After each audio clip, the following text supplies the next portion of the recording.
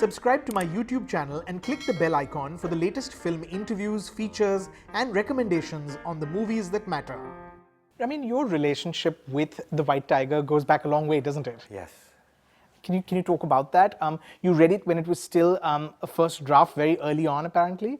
You're friends, of course, with Aravind. You're the students at Columbia. Yes, yeah. Aravind and I know each other since we were classmates at Columbia in the 90s. And, we just have always been talking about books and movies and movies and movies together. And, right. He was always nice enough to read my scripts. You may or may not know he was thanked in almost every film I made. And he's dedicated the book to you. Yeah.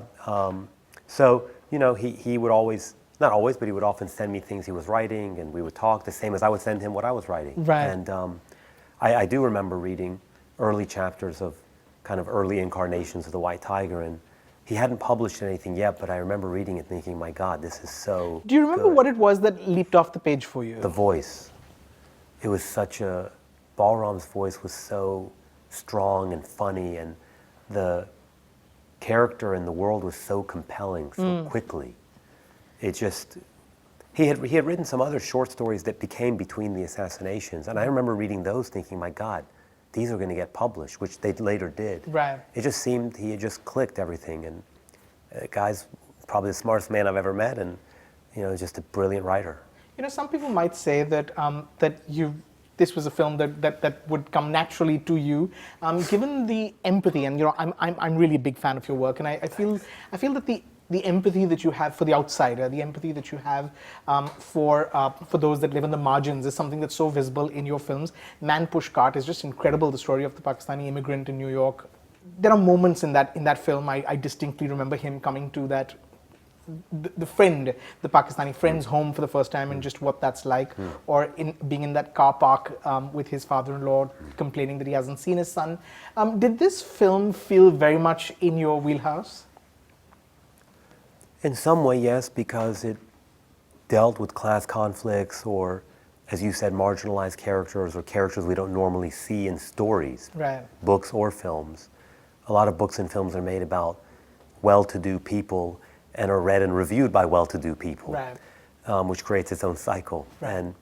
And so in that regard, yes, but in other ways, Aravind and I are very different people with different styles, and one thing that I admire about him is his humor, and the book has such a unique tone of humor, of dark humor, of sarcasm, of wit, of a man who is losing his mind. Right. And I had never done anything like that before. And that was, in a way, the most challenging part of writing the script and making the film, and also the most exciting, because it was trying things I had never done. In fact, since you mentioned the tone, it is darkly ironic, and there's, I distinctly remember that passage where he's hallucinating. Yeah. Isn't there a bit where there's fruit that's there's a buffalo that's stalking? Yeah. What are those going to be like shooting? Also, was Aravind involved with the adaptation of into the screenplay? And was that something you were anxious to sort of know how it would be terrible to let down a friend, I would imagine. I mean, yes. I don't know if he'll ever watch it. I mean, many authors don't want to be involved. He didn't want to be involved in reading a script. I have no idea if he'll ever watch the film. I'm guessing no, which many authors don't like that. But I didn't want to make the movie unless he said he wanted me to. And there came a point a few years ago where he said he would like me to do it, and that's when I reached out to Makul, my producing partner. Right. And we talked a few times. He told me some things about the novel he had never mentioned before, insights into the character that I didn't know. Or he, it suggested a few things to me, like make sure when you go to Delhi, walk. Right. Don't just get in a car, but walk. Right. And make sure you go to Old Delhi, make sure you go to these specific places. So, but other than that, no, he's not really involved. But I was, yes, there's some pressure. I hope it would turn out. The movie cannot be the book. I just hope people will like it. Right. Yeah. What has that sort of experience been like adapting it? How does one decide what stays and what doesn't? It was, again, that was one of the other hardest parts of writing it was, I like the book so much, it's so good. Right. The first thing I did was I said, let me just put everything I like in the script, and it was 200 pages. Right. So normally a script is 90 to 120 pages. So one of the hard parts was actually cutting things out that I liked. Ramin, you have this very deep empathetic eye, and yet I feel like a country like India and the landscape presents its own very unique sort of complexities and also sort of opportunities. The caste system is one that's very unique and specific, and the oppression because of caste, poverty. What has been your sort of prep for this? Was the book largely your prep? How did you sort of get into this material? Well, I could start by telling you that I would never claim to know India. Sure. I don't understand it. It's too vast. It has a deep, long, rich history of books, poetry, art, cinema. Yeah. It has so many religions, cultures, languages, regions that I cannot understand even this much of it. I can't. Right. So I think the things that helped me were the book. Aravind wasn't my only Indian friend in college. Most of my friends, for some reason, were Indian in college and in New York. That always helped. Sure. And my parents are from Iran. Right. I grew up in an Iranian house. Yeah. I spoke Persian before I spoke English. So I hear all the Urdu words in India. I understand them. So my crew's always wondering why I understand things. Right. And I lived in Iran for 3 years. And my dad comes from a very small village like Balram. I spent a long time there when I was in Iran. So there were certain things I could understand, Right. maybe intuitively or instinctually. And there were other things I didn't understand. Sure. And in those cases, I stuck to the book and I trusted my team. Most non-Indian directors who show up bring a lot of people with them. They bring an army with them. Right. I didn't want to do that. I brought about 5 people with me, and I wanted an Indian crew. So my crew is 99% Indian. Wow. Wildly talented, passionate, dedicated people that all brought something to the movie. Right. I don't want them to just execute my vision.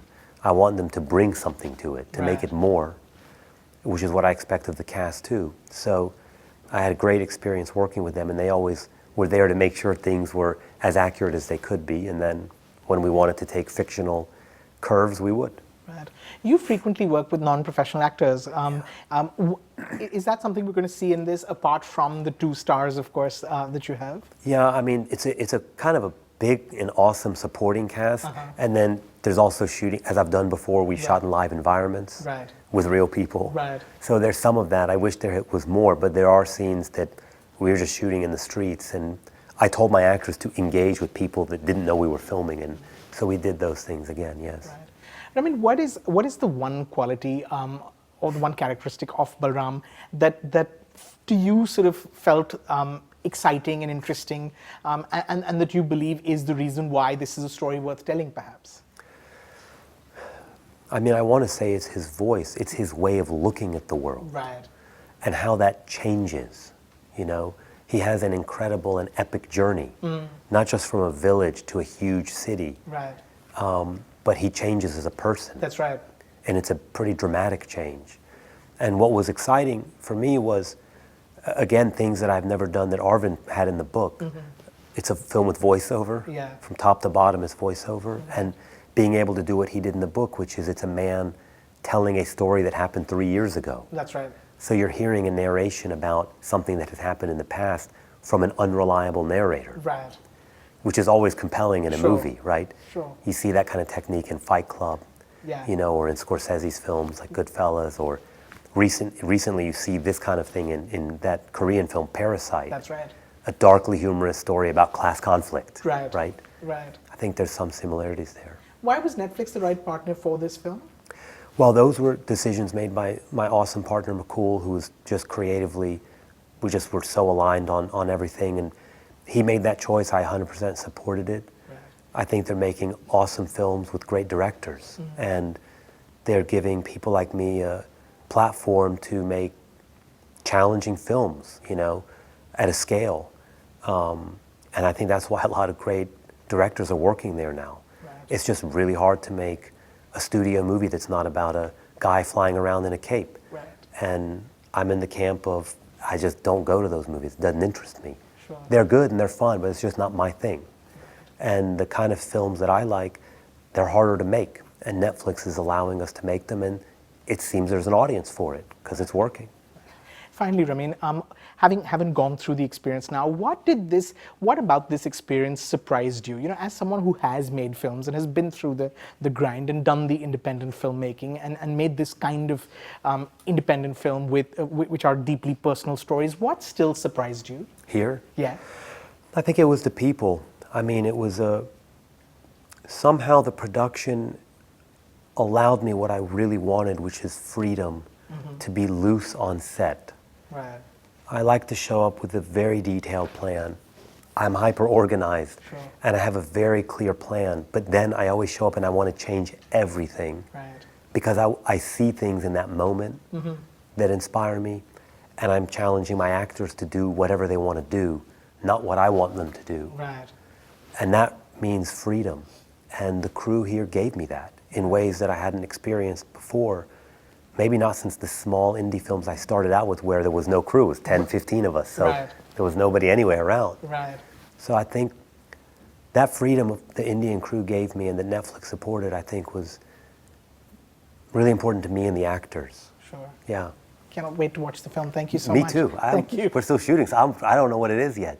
I'm gonna make it again in the edit room, you see? Right. The movie has Right. 3 chances to be born. Script, shooting, and edit. Edit. Sure. Yeah. Cannot wait to watch it all put together. Okay. Thank you so much. Thanks. Thank you.